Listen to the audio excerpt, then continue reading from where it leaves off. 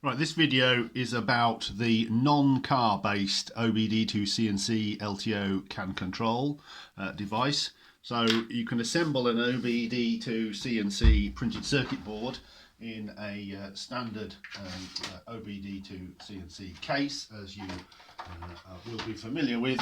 Here we have the standard OBD2CNC blank printed circuit board. This is a new schematic here. If you follow this schematic, you can emit certain components, and that just makes it slightly easier. But this is a completed one, which I'm going to be sending out very shortly to Ian on the forum. So at the back of it, you can see here what we've got. We've got the basic OBD2CNC with a few components emitted which were related to the H and K line reception. But we've also got the little tiny CAN daughter board installed there, as you can see, and that connects to these LCD pins up here. So we'll just talk through the assembly of the PCB first. Obviously this uses the 18F2680 CAN enabled PIC. So you just need to get the standard components as per this schematic to hand. So looking at the this is another printed circuit board I've got, which I'm just waiting for the piezo buzzer to arrive. Today I've run out, and then the LCD can be attached. So when you're building one of these, the LCD pins were previously, it was a big long line of pins here now, but you now omit the central 4. So you should have 6 on each side, which you will need to connect to the LCD, and then you omit the central 4 because they're used for the CAN and spare input-output functionality. So you would then just, once you've got the piezo buzzer, you just solder your printed circuit board on top as normal. Now I always use a business card here, and I use this to shove in between the OBD2CNC PCB and the bottom of the LCD. When I'm putting it on, just adds a layer of insulation there between those two units. So let's talk a little bit more detail about the printed circuit board. So as I say, it's got a few components emitted. It's going to have the standard buttons and LEDs. Now all this can all be programmed in the firmware to work as we want. It's got the standard contrast adjuster here.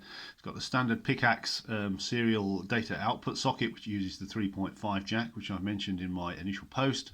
It can be programmed just using the normal PIC programmer that we're familiar with. And the CAN board here, as you can see, gets its power from the I2C connector, pin 1 and pin 4, and the TX and RX lines, transmit and receive lines, go off up here, and these pins actually lead into the CAN module input into the PIC. So looking at the schematic, obviously we've got a lot of stuff on this schematic, but you basically end up with about 6 or 7 extra inputs that can be repurposed for use in your standalone system, whatever that might be.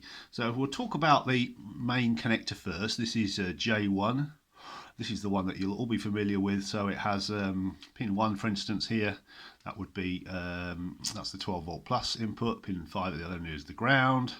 And then in the middle we have the various, we had 3 connectors. We used to have SCS line, K line and H line. So now they turn into, by emitting certain resistors on the printed circuit board, what we now have here are these first 2 here, pins 2 and 3, are now 200 milliamp open collector transistor outputs.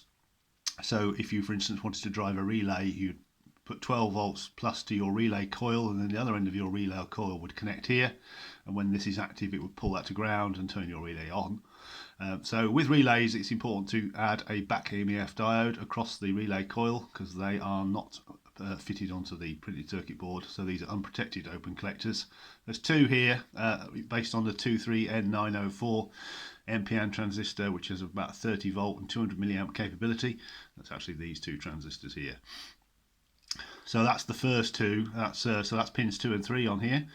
Pin 4 was the old SCS output, which used to pull down the SCS DTC line on the Obdiic&C. So that's protected by a 300 ohm resistor here, and so that can output or input up to about 10 or 15 milliamps. So it's a useful 5-volt logic input output.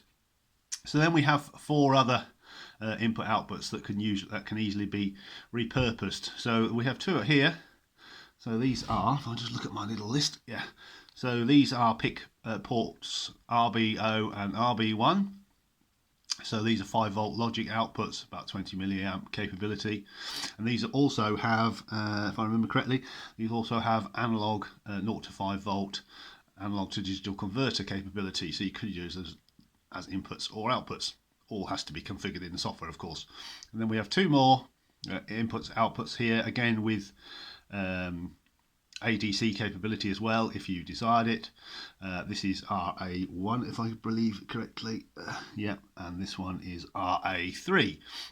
So they're the sort of points you can solder in wires if you want to bring information in or out of the board, or if you're just going to control relays, you can use these simple connections here. Now, none of these inputs, these 4 inputs here, are protected in any way, so you do need to add current limiting resistors so you don't exceed the normal 5-volt limits for the PIC logic level. So let's just think, is there anything else I need to tell you about this? It fits obviously in the standard case. I mean, you can shoehorn whatever you like into the case as long as you've got room for it. The firmware will be worked on as and when I get some time. Obviously, I'm flat out at the moment working on the 48 cell LTO, which I've been doing an enormous amount of work on over the last few weeks. That software is pretty much coming together, and this software for this will be based on all the LTO and CAN work and Obdiic&C and work I've done over the years. Just a word about the serial port here. This is protected by 2 1K resistors here, and it drives the pickaxe cable, USB cable, and you can use the PLX DAQ data loading XL software if you can find it. That's not implemented at all, of course, at the moment, and it actually uses the hardware serial port in here, so it can transmit quite high speed, probably up to about 56,000 bits per second at least, but I'm not sure the PLX DAQ can keep up at that. I think we settled on about 38,400 bits per second output. So what you could do is, obviously, the device could be receiving the CAN data from the LTO blocks that you might have connected to it, and then it could be squirting that data out in a much more user-friendly fashion to your Excel data logger or whatever you decide to use. So just a word about the actual connections to the CAN bus. So here we have these 2 wires here, and you'll see if you look carefully at there, one of these is CAN high and one of these is CAN low, and you'll also see I've got a 120 ohm resistor across the CAN bus here. This is what you require at each end, so you'll need another one at the other end of your CAN bus. So this would go off to the LTO, CAN high and CAN low lines, and obviously you also need to power the CAN high and the CAN bus BMS boards in the LTO with plus 12 volts and ground. So the probably easiest thing to do is to power your LTO at 12 volt ground and plus 12 volts from here as well at the same time, and then just have a switch in the main positive lead which comes in here, so that when you switch the device on, it powers up the BS boards and it powers up the Obdiic&C version as well. So this board has proved to be quite flexible, really, with a bit of jiggery pokery, but you basically get the gist of it. It's a nice compact module in its 3D printed case, which can talk to the LTO BMS boards, and then now with these extra modifications can control and interface with external devices to achieve some extra functionality. So if you decide to use this for a project, good luck with it. Please make sure you keep us all updated on the forum with your progress and what you are doing, because we'll all be interested in that. The firmware will be tinkered around with, and the source code might be available later on by separate negotiation. But good luck with it all, and let us know how you get on, or any other brilliant ideas for including functionality. Oh, just before I forget, if you have some DS18 or 1B20 I2C temperature sensors, a little 3-pin sensor which looks very much like one of these, TO92, you can connect those to here, and we could probably use that software for accurate temperature readings from something if you wanted. So you possibly could put some DS1B20 I2C temperature sensors into your battery packs if you wanted to get the temperature data into this device as well.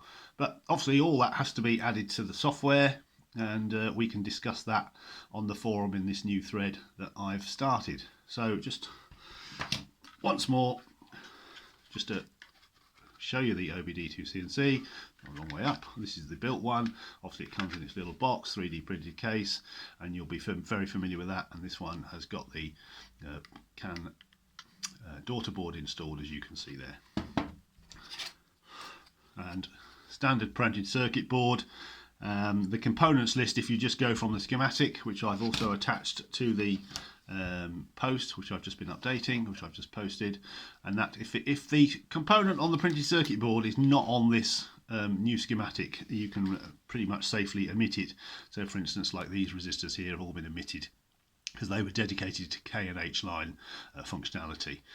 This one is missing a piezo, but that's only because I haven't got one in stock at the minute. That's why it's not been soldered to its LCD, because I need to put that on first. I should be arriving shortly. Then I'll have one of these for myself, and this one to be ready to send out to Ian on the forum.